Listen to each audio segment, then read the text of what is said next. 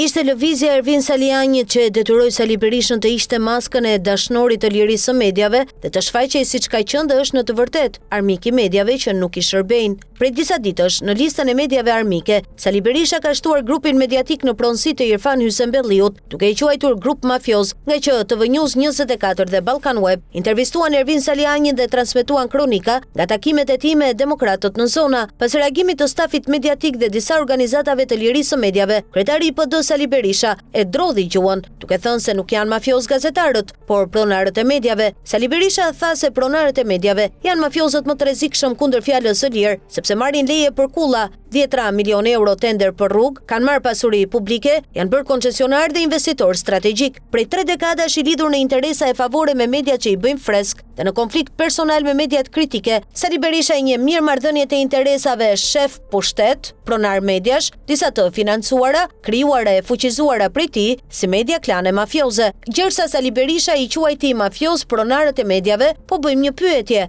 A janë mafioz Shkëlzem Berisha e Bashkim Mulaj, pronar të televizioneve Syri dhe A2 CNN? Pas largimit të Sali Berishës nga pushteti, i biri i Shkëlzem Berisha hapi televizionin e tij privat, vënë hapur në shërbim të PD-s, që përfaqëson dhe mbështet interesat politike e ekonomike të familjes Berisha dhe të një klani mafioz pranë tij. Mafiozët nuk kanë brirë, por janë klane, familje individësh që përfitojnë miliarda e pasuri nga shteti kur kanë pushtetin dhe që krijojnë lidhje bashkëpunim të nëndeshëm me kupolën e pushtetit kundërshtar kur janë në opozit dhe vazhdojnë përfitimet personale. A është mafioz Shkëlzem Berisha që përdor televizionin e tij Syri si gjoja media e lirë kundër pushtetit të korruptuar të Edi Ramës dhe si megafoni politikës personale të babait kryetar të PD-s, sepse Sali Berisha i quajti mafioz kundër fjalës së lirë, pronarët e mediave që marrin leje për kulla, tender, pasuri, koncesione dhe leje si investitor strategjik dhe kufizojnë lirinë e fjalës, dhe Shkëlzem Berisha në ekranin e televizionit të tij predikon liri fjale dhe luftë kundër korrupsionit e krimit të organizuar, ndërsa prapa ekranit merr nga Edi Rama leje ndërtimi kullash,